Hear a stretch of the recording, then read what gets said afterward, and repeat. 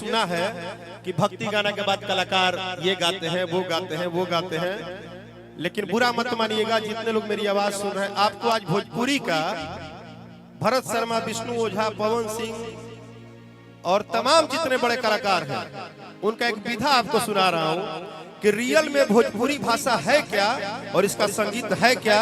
हम आपको एक गीत सुना रहे हैं, बस ध्यान से सुनिएगा। उस गीत का नाम है सिंगार रस। लोग कहते हैं ना कि भोजपुरी बहुत ऐसा वैसा है। आज आपको एक मजेदार गीत सुनाएंगे, खाली सुनिएगा ध्यान से और तब बताइएगा कैसा लगा।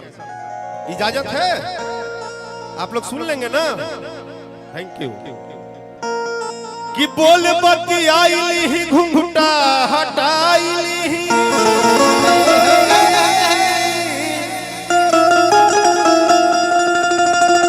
यही भोजपुरी है साहब, यही भोजपुरी है। देखिए, अरे बाप, अब देखिए ये भोजपुरी है। तनी बेटी मत होके रहन सीखसन, ये भोजपुरी है, ये अच्छा लगा। नीचे करो, ये भोजपुरी है। अब इसका वीडियो बनाइए आप लोग कि ऐसा भी भोजपुरी कल्चर में प्रोग्राम होता है। नीचे रखो। अरे पूरा सब लोग देख रहे हैं, सबको पता है तुम बहुत सुंदर लग रही हो। छुपा के रखो, सुंदर लगो तारू छुपा के रखो, सबका से अपना के जुगा के रखो। गोर गलिया में ललिया कहियो पड़ जाई, कोनो लइका तहरा पर तर जाई, अपना कजरा कजरौटा में अखिया में लगा के रखो। कि बोल बती आईली ही घुंघटा हटाईली ही, कि मानिए के होठ चाहे चूना सजनवा,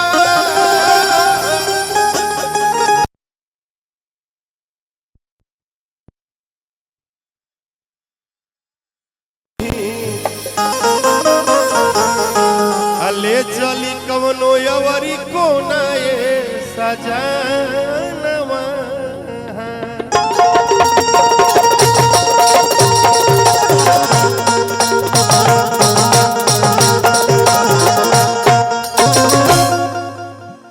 तनी में ही दामोसन। हम नहीं चाहते थे कि किसी का घूंघटा उठाओ। आप लोग शायद मेरी इमोशन को नहीं समझे। हम जिस भोजपुरी को इस कैमरा पे प्रोजेक्ट करना चाह रहे हैं, उस भोजपुरी का इमेज को समझिए, उस भोजपुरी के साहित्य को समझिए। हाँ, सब लोग थोड़ा घूंघटा गिराइए ना, हमको अच्छा लगेगा। और घूंघटा उखटा के सब लोग बैठ जाइए, घुटने पे बैठ जाइए, बैठिए। बापू बाप, बापू बाप, बुझाते कि साखो। ए रुको, अब आप फील करिए कि यहाँ पे 6-7 को हैंडसम लड़के बैठे हैं और उनकी आप मेहरारू है। हाथ उठा के बताओ के कर। अच्छा ठीक है, तो घूंघटा नीचे रखो, पतर किया है नीचे रख, नीचे रख। अपने पति को ढूंढ रही है, हो जा लड़का बने सुंदर सा। ठीक है, कोई बात नहीं। कि जानी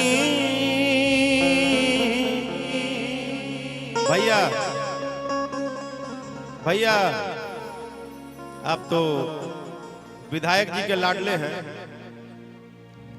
ये बड़े भैया हैं और पप्पू पांडे विधायक भैया के बहुत खास है, उनके लाडले हैं। ताली बजा के इनका अभिनंदन कर दीजिए।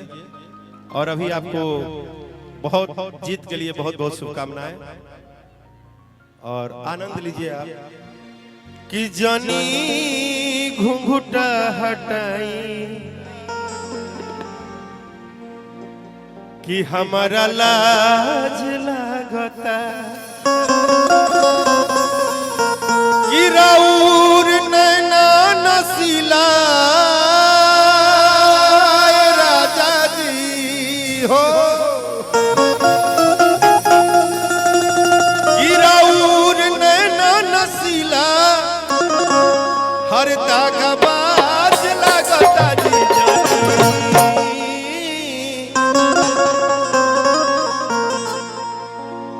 कि राउर नैना नसीला,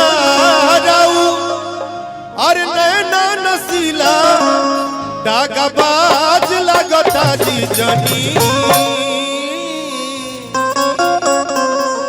कि जानी घुंघटा हटाई।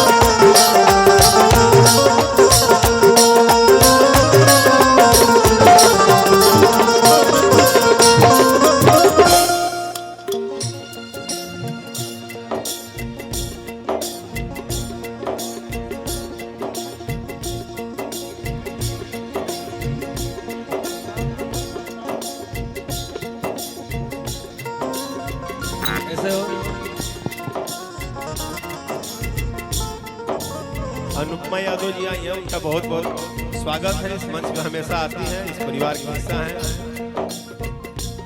इधर आओ तुम भाई, भाई ये पता है क्या चाहती है? आपने ध्यान दिया है ये क्या चाह रही है? ये चाहती है, ये बार बार जे पीछे खड़ा बा, जे बैठल बा, ये जितना लोग बा सब लोग रउरा आश्रम में बा, सब है गरीब बा। तो एक बार हम सब गरीब के ऊपर हुआ ध्यान दे दे और कहे के बा कि जानते नु बानी बाबा, अरे हमरो लाचारी कि अब हम रोए जाई के करा दुआरी।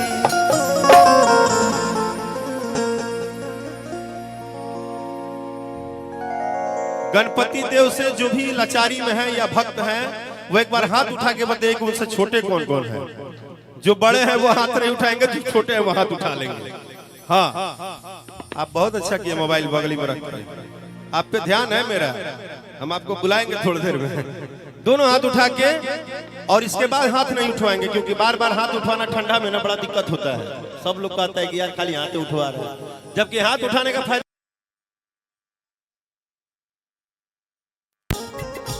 दोनों हाथ, जिनको दो हाथ है दोनों हाथ उठाएगा।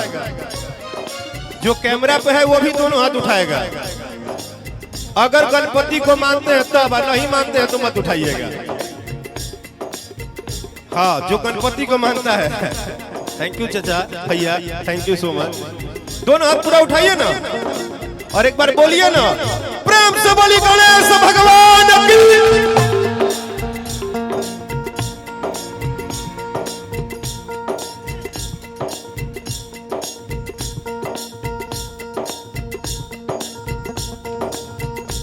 थोड़ा ताली बजाओ तो भाई पूरा।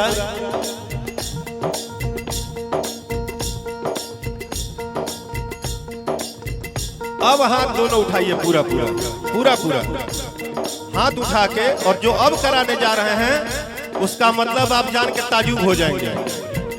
सिर्फ मैं नहीं गणेश को बुलाऊंगा, इस गांव के हर एक बंदा बुलाएगा, इस जवार का बंदा बुलाएगा कि हे भगवान आइए और हम गरीबों का उद्धार करिए। राम को मानते हैं ना, राम को मानते हैं ना।